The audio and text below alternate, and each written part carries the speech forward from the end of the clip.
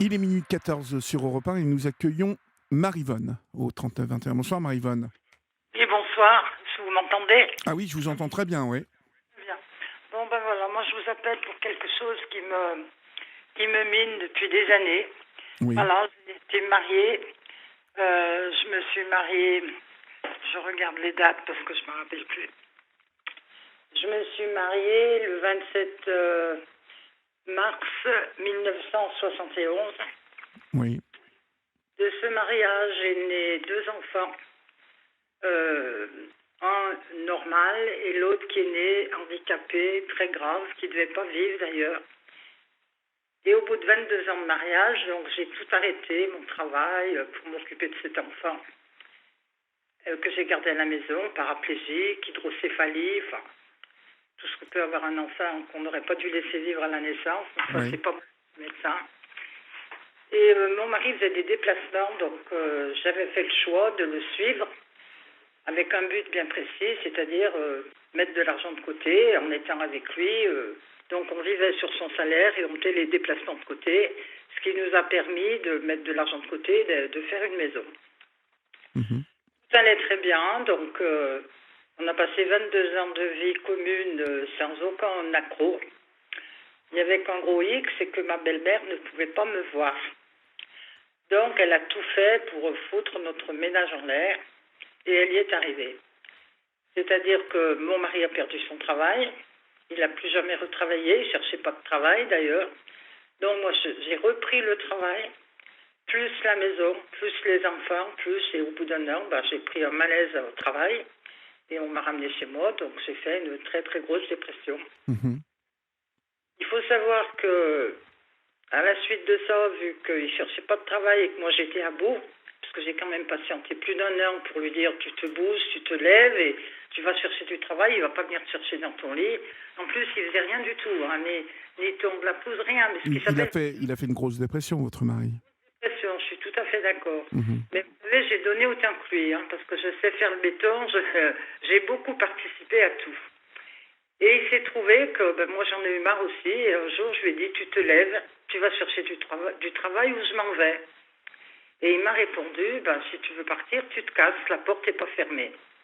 Et j'ai un caractère bien trempé, disons. Je sais ce que je veux, je me bats pour l'avoir et je l'ai. Et donc, je suis partie avec mes deux enfants. Et alors là, les ennuis ont commencé. Donc, je suis allée voir, je ne sais pas pourquoi, un maire qui n'était pas le maire de notre village. Ce maire a compris ma détresse, donc il m'a trouvé un appartement, il m'a trouvé des meubles, il m'a aidé beaucoup. Mhm. Moi, j'ai continué mon travail et ça se passait à peu près bien. Et puis ma belle-mère est rentrée de vacances. Alors là, ça a été le chaos complet. Alors des scandales, des insultes, des poursuites en voiture, je pouvais plus sortir de mon travail sans être accompagnée par une collègue qui me raccompagnait jusque chez moi. Je pouvais plus sortir, je pouvais plus rien faire, il m'insultait.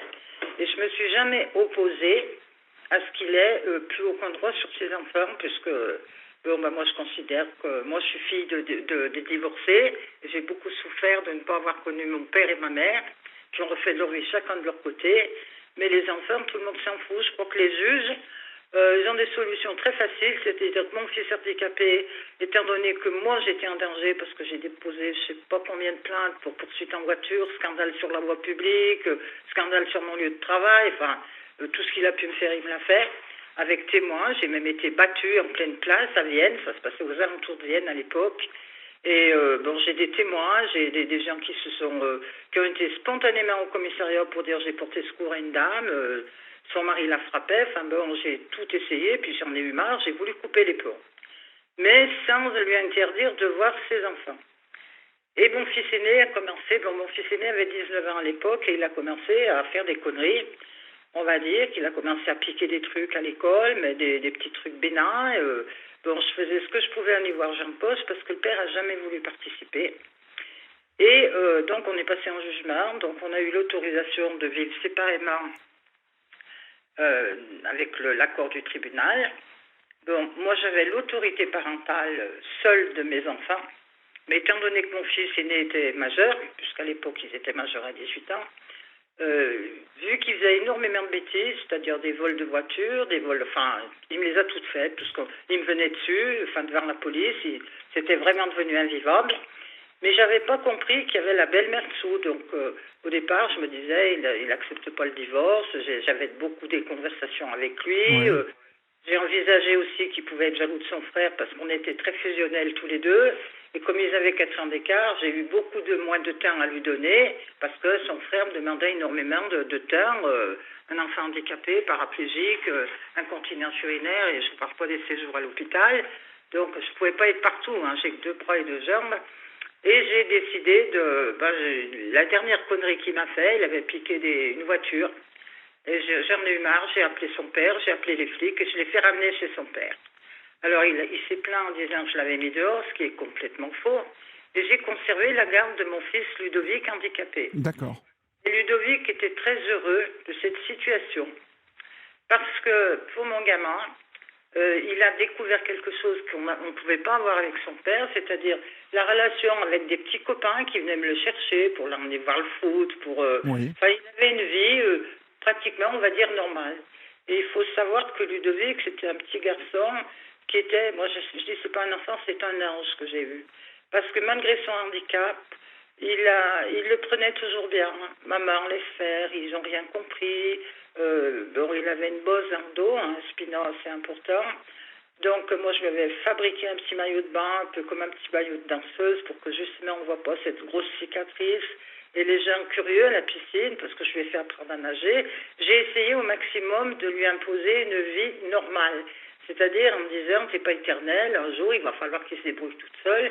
Et j'ai obtenu doucement, je lui ai fait l'école pendant 2 ans, parce qu'on n'en voulait pas dans des écoles normales, et moi je voulais pas le mettre dans un centre d'handicapés. Et puis, bon, ça se passait très très bien. Et puis alors la belle-mère a commencé à venir me faire du scandale à mon lieu de travail, donc j'ai eu un choix à faire où je changeais de poste et j'avais moins d'intérêt financier, on va dire, ou alors on me mettait à la porte, mais en me donnant des recommandations pour que je retrouve un travail ailleurs, ce qui me convenait pas du tout.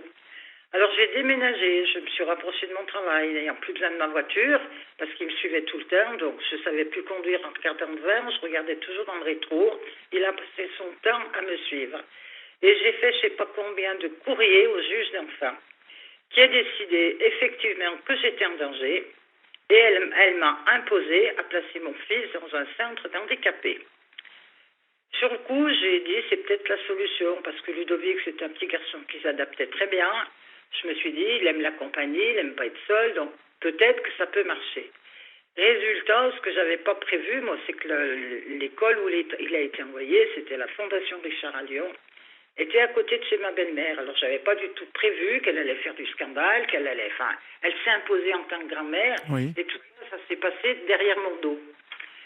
Et il avait été condamné par le tribunal à une pension alimentaire pour son fils, parce que moi, l'allocation d'invalidité de mon fils a été reversée à l'école. C'est-à-dire que moi, je n'avais plus aucun moyen pour l'assumer. Donc, quand je l'ai mis dans cette école, on m'a demandé un trousseau. On m'a demandé des tas de choses. Enfin, ce que j'ai fait, j'avais beaucoup d'amis à l'époque qui m'ont prêté de l'argent en me disant, tu nous le rendras quand tu pourras, pour pouvoir assumer ce trousseau qu'on me donnait dans cette école, pour assumer la cantine, parce que n'habitant pas Lyon, j'étais, si vous voulez, je payais plus cher que les autres. Enfin bon, il y avait plein de choses comme ça. Et cette pension alimentaire, il a été condamné à 600 € par mois, son père. 600 francs par mois, c'était des francs à l'époque. Ouais. Donc il a été condamné à 600 francs par mois, qu'il n'a jamais payé. Alors, pour pas qu'on puisse le saisir, il donnait plus ses feuilles d'arrêt maladie, parce qu'il n'a jamais retravaillé depuis. Il donnait plus ses feuilles d'arrêt maladie, donc je suis restée exactement. Le jugement a été prononcé le 19 décembre 91. Il n'a pas payé pendant 1 an. Moi, j'ai tout essayé avec un huissier, avec les allocations familiales. On ne pouvait pas le saisir parce qu'il ne donnait plus ses feuilles d'arrêt maladie, donc il n'était pas payé. Et la question que je posais au juge d'enfants, je dis, mais comment je fais? Bon, il faut que j'achète des couches, il faut que je paye l'école, il faut que je paye je lui donnais une carte téléphonique. Enfin, j'avais des frais par rapport à cet enfant. Et donc, il n'a pas payé donc jusque de janvier 92 à novembre 92. Et puis là, j'ai mis un huissier dedans, qui m'a pas lâché, qui m'a vraiment aidé. Et là, au mois de décembre 92, j'ai reçu 900 euros. Après, donc, il me devait encore 6 300 euros pour cette année seulement 91. Après, il a commencé à ne plus payer du tout. Alors, il payait un mois, après il payait plus, il repayait un mois, il repayait plus, et ça a duré comme ça jusqu'en 94. Donc, j'avais mon fils à charge, les écoles, vous savez, quand ils font des voyages, bon, ben, la solution, elle était toute simple. Soit je pouvais payer le voyage de Ludovic, qui à l'époque était très cher, je trouvais. Enfin, je regardais les papiers, là. C'était des 300 euros pour une semaine. Mon fils a été ébouillanté sous la douche parce qu'il y avait un problème au niveau, bravo, la DAS qui donne des accords pour envoyer des enfants en classe verte ou en classe de neige. Alors, pareil, là, il faut le matériel aussi. Et il y avait un problème de chauffage d'eau, donc il fallait que j'accuse l'éducatrice pour que je puisse avoir un recours, ce que bien entendu, j'ai pas fait. Donc, si vous voulez, mon gamin avait une plaie très béante sur toute la jambe, du talon jusque derrière la jambe, derrière la cuisse, puisqu'elle l'avait assis dans la douche pour essayer de régler le chauffage de l'eau. Et Ludovic ne sentant rien, il n'a pas eu mal, donc elle ne s'est pas affolée. Puis on s'est aperçu qu'il y avait une grosse blessure. Et ça a été comme ça tout le temps, c'est-à-dire quand il était hospitalisé, et Dieu sait si c'était souvent, il a été opéré plusieurs fois il avait une valve qui partait du cerveau et qui était reliée, elle avait une cave dans le cœur. Et donc, à chaque fois, je trouvais le père sur mon chemin, qui me suivait en voiture. Il avait une grosse voiture. Moi, j'avais acheté une vieille voiture d'occasion, donc qui se traînait sur la route. Si vous voulez, le gamin était toujours au milieu de tout ça. Et lui, il en avait marre. Il en avait tellement marre que la juge d'enfants a décidé de le déplacer. C'est-à-dire qu'en mois, elle l'a changé 4 fois d'endroit où il était censé loger et être pris en charge, pas complètement, mais si vous voulez, pour l'éloigner du père. Elle avait trouvé que cette solution, au lieu de punir le père, qui ne respectait aucun jugement. C'est votre enfant qui a pris, voilà. C'est mon gamin qui a pris. Alors Ludovic a vécu un enfer. Ludovic, sa valve se bouchait très régulièrement. Ludovic ne voulait plus que je vienne le voir à l'hôpital parce qu'il savait que son père me prenait en chasse sur la route. Et Dieu sait si j'ai eu des témoins. J'ai même des gens qui m'ont porté secours en pleine place de Vienne parce qu'ils me tapaient dessus et que, voilà. Mais vous avez porté plainte contre lui pour tout ça? J'ai porté plainte, monsieur. C'est pour ça que je vous appelle. Parce que franchement, j'écoute vos émissions depuis très longtemps. Moi, j'ai 75 ans aujourd'hui. Je suis très malade aujourd'hui. J'ai un cancer qui vient de me tomber dessus, là. Et je ne veux pas partir, comme je dis. Je veux bien mourir, je m'en fous. Mais je ne veux pas partir avec l'idée que mon fils pense que je l'ai abandonné. Parce que ma belle-mère s'est chargée de ça. En m'empêchant de le voir, en se mettant à travers, soit elle, soit son fils, ils m'ont déménagé mon appartement. Ils m'ont volé 2 fois ma voiture. Ils me les ont toutes faites. Il n'y a pas eu de partage de la communauté. Alors je vous explique, c'était une maison, style provençal, à Saint-Alban-du-Rhône, pas très loin de Vienne, sur un terrain de 1000 m². Donc là, j'ai rien eu du tout. Il n'y a pas eu de partage de la communauté du tout. On avait acheté J'avais eu un accident de voiture, moi, et avec l'argent de cet accident, on avait acheté un terrain de 5200 m² dans l'Ardèche, à Saint-Remez exactement, où moi, j'étais arrivée au bout de 4 ans à avoir le permis de construire. Il a tout laissé tomber, il y avait des amandiers, il y avait de la lavande, il a tout laissé tomber parce que c'est pas vous savez, on dit il a un poil dans la main, lui c'est un piquet qu'il a dans la main. Mmh. Donc il n'a jamais retravaillé, il n'a jamais assumé son fils, mais ce que je ne savais pas, c'est qu'il me l'a laissé à ma charge sans payer la pension alimentaire, de façon très irrégulière. Je paye un mois, je paye pas 2 mois, je paye un mois, je paye pas 2 mois. Vous savez qu'au niveau des huissiers, quand on veut faire la règle de la pension alimentaire, si vous n'avez pas de salaire, on ne peut pas vous saisir. On ne peut pas vous saisir. Si vous êtes en arrêt maladie, c'est ce que je disais, il n'a pas d'argent pour payer la pension de son fils, mais il en a pour mettre de l'essence dans sa voiture. Il avait une grosse voiture à l'époque. Donc, j'ai tout laissé. Un jour, la colère m'a pris, je lui ai dit, qu'est-ce que tu veux? Je veux que tu reviennes. Non, je ne reviendrai pas. Tu m'as laissé battre par ta mère, tu m'as laissé insulter, tu m'as laissé traîner dans la boue. Je ne reviendrai pas. C'est clair, c'est défini. Alors, ils m'ont déménagé de l'appartement, après ils m'ont volé la voiture 2 fois, je m'en foutais complètement. Je me suis toujours débrouillée parce que j'ai beaucoup de volonté, j'ai un tempérament très fort. Et je me disais, faut que tu te lances dans le boulot parce qu'il y a comme ça que tu vas t'en sortir. Et c'est ce que je faisais. Je faisais beaucoup d'heures de travail, je faisais beaucoup d'heures supplémentaires. Et j'arrivais quand même malgré tout à boucler les fins de mois. Et alors il a attendu, il m'a fait flic comme ça pendant jusqu'à la majorité de mon fils. Et 2 mois avant la majorité, il l'a enlevé à l'hôpital. Et alors évidemment, moi l'hôpital a porté plainte, l'école a porté plainte, et moi aussi, pour enlèvement d'enfants. Mais le temps que ça passe au tribunal, eh bien, il était devenu majeur, Ludovic. Et ils l'ont bien manipulé. J'ai des courriers, moi je les ai relus, ça me met les tripes à l'air. Parce que mon gamin, il supplie la juge d'enfants de le laisser venir avec sa maman, qu'elle était avec ses enfants tranquille, que lui, elle l'éloignait de plus en plus loin. Elle l'avait envoyé à Gien, dans un hôpital, sans que je sois prévenue. Il y a eu plein de choses comme ça. Et vous ne saviez pas où était votre fils durant tout ce temps? Je ne sais pas où était mon fils. Et aujourd'hui, je ne sais toujours pas où il est. Je ne sais pas s'il est vivant ou s'il est mort. C'est fou ça. Vous ne l'avez pas vu depuis combien de temps, Ludovic, là? Et monsieur, il avait 18 ans, vous faites le calcul. Il est né je me rappelle même plus, tellement je suis fatiguée. Il est né en 60, je vais vous dire, je me rappelle plus, vous voyez, je suis tellement crevée, là, crevée. Ça me bouffe, ça m'empêche de dormir. Il est né le 12 mai 77. Alors, donc il a 43 ans. Voilà. Donc de partir, parce que je sais que j'ai un cancer qui est vicieux, je dois me faire opérer le 21. J'ai été déplacée, ça fait 4 fois qu'il recule, mais enfin bon, là je me suis un peu fâchée, donc ça y est, ils me prennent le 21. J'ai un cancer de la vessie, enfin il y en a plusieurs d'ailleurs. Et je me dis, tu vas pas partir en sachant que ton fils pense que tu l'as abandonné. Et ce qui veut dire que... De ça. Mais vous êtes en droit de savoir où est votre fils. Figurez-vous que je ne sais pas où il faut m'adresser, parce que c'est marrant. Moi, vous savez, j'étais une petite fille, je suis une petite fille de divorcée. Hein. On était 4 à la maison. On ne se parle pas. On est jaloux les uns des autres. Moi, je me suis montée toute seule. J'ai été dans des cours à la FPA.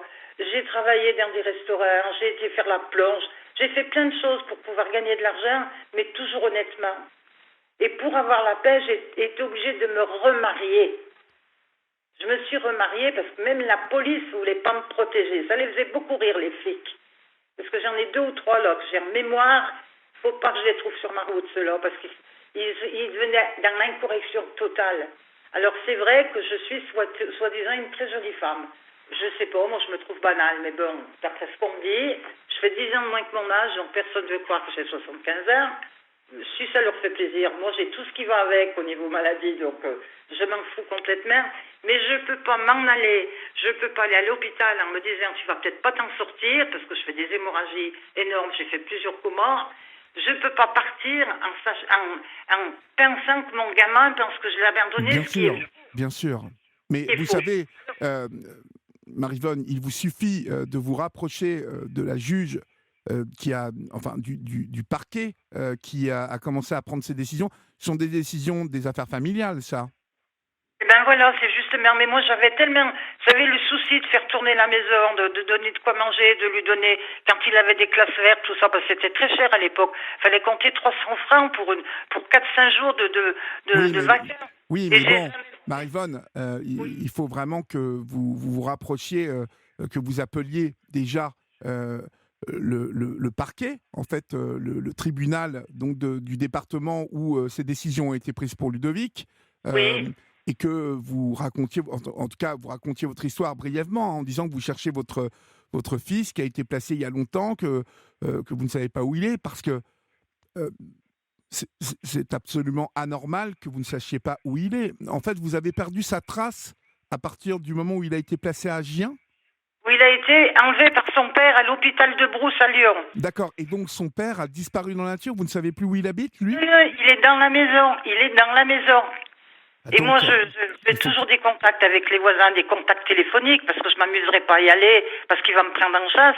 J'ai essayé une fois d'y aller avec des amis. Il nous a pris en chasse. J'ai fait un malaise diabétique dans la voiture tellement j'ai eu peur. Vous voyez, j'avais mis non seulement ma vie en danger, mais la vie... Si vous voulez retrouver Ludovic, il faut que vous vous adressiez directement. De toute façon, Ludovic est dans une situation de handicap. Oui. Vous avez donc un semblant de droit parental. Et il faut que vous fassiez valoir Non, ça. j'avais l'autorité parentale seule. Et bien alors, vous l'avez toujours, l'autorité parentale. Alors ça, c'est justement, c'est pour ça que je vous appelle, parce que j'ai contacté un conciliateur de justice et il était outré parce que j'ai toutes les preuves de ce que je dis. Moi, j'ai des tas de copies, des tas de... Bon, la maison, je m'en fous. Je lui ai donné la maison devant le notaire. Je lui ai dit, tu la veux, la maison? C'est pas un problème. On a été chez le notaire et le notaire a tellement eu peur, je crois que si il lui avait dit, signez-moi son arrêt de mort, je crois qu'elle l'aurait fait. Elle avait jamais vu ça. Mon fils aîné m'a craché en pleine figure. Vous vous rendez compte? Il m'a craché en pleine figure, manipulé par la belle-mère, j'en suis tout à fait consciente. Mais votre belle-mère, elle est morte aujourd'hui ou pas?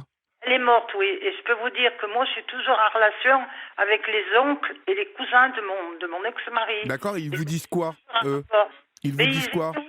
Ils m'ont fait des courriers, mais tu sais pas où t'as mis les pieds, mais fallait pas te marier avec lui, elle est folle. D'accord, enfin, mais bon, malade. eux, en fait, ils ne peuvent pas vous renseigner où est votre Non, fils? parce qu'il a coupé les ponts. Sa mère lui a fait couper les ponts avec toute la famille. Ils sont tout seuls. C'est-à-dire qu'ils ont personne.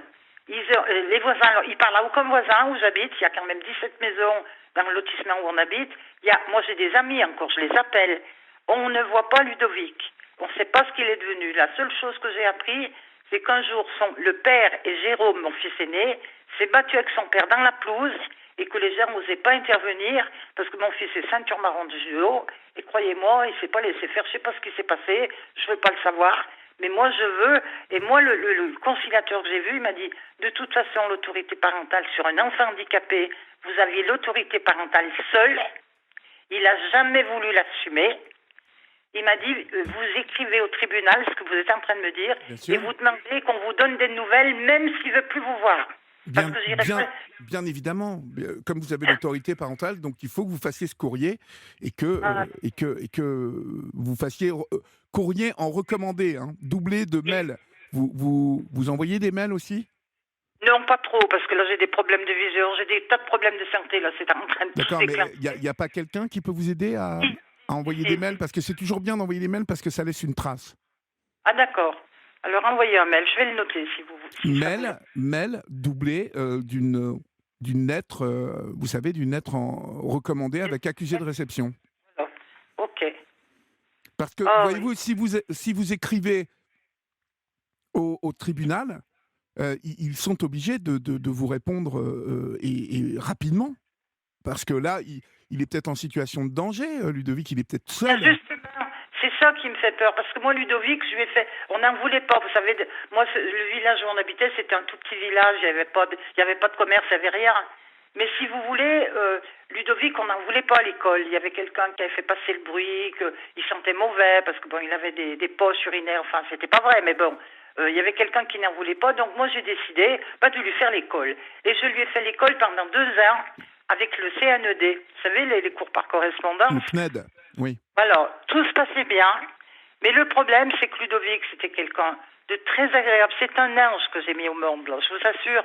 Et lui, il me disait, moi je veux bien apprendre à lire, parce qu'il avait compris que la lecture, ça pouvait être une distraction. Je lui disais, tu vois, quand on va à la plage, regarde, il y a des gens, ils lisent. Oui, il avait compris ça. Faire des jeux aussi. Mais par contre, pour compter, lui, il savait que me dire, maman, tu fais un chèque. Voilà, il n'appelait pas comment je pourrais vous dire, la valeur de l'argent. Voilà. Donc, ce qui se passe, c'est que j'ai jamais pu lui apprendre à compter. Donc, ça n'a jamais été fait par l'école, la Fondation Richard non plus, parce qu'il s'en fiche complètement. Hein.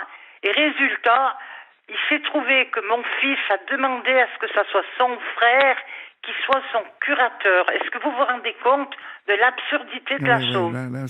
Comment voulez-vous qu'un gamin handicapé à ce niveau-là puisse gérer une fortune, puisque moi j'ai eu des amis qui venaient me voir et me disaient « Ah, t'as une jolie bague » Maman, on donne ton chéquier, on va lui en acheter une. Vous voyez, c'était un gamin qui donnait tout. Ouais. Pour les Noëls, il demandait à son kiné, il lui demandait des poupées en chiffon. Puis un jour, je dis, mais enfin, bon sang, Ludovic, t'es un garçon, tu vas pas... Mais maman, c'est pas pour moi, le kiné, il a eu une petite fille. Vous voyez, donc il voulait demander des jouets pour offrir à la petite fille de son kiné. Mhm. C'était un amour, ce gamin. Et tout le monde l'aimait. Partout où j'allais avec lui, tout le monde l'adorait. Non, ça, Mais là, ça n'est absolument pas normal que vous ayez même perdu sa trace. C'est fou, cette ça me histoire. bouffe, ça me mine. Alors, il m'a tout pris. Hein. J'ai fait une donation. Tu veux tout garder? Mais je lui ai fait quand même une petite vacherie parce que j'ai exigé à ce que ça revienne qu'à mes enfants. Il a le droit d'habiter la maison, doit l'entretenir, mais il n'a pas le droit ni de la vendre ni de la louer. Donc, Il elle en a reviendra. l'usufruit, en fait, c'est ça? Pardon? Il en a l'usufruit. Voilà, exactement.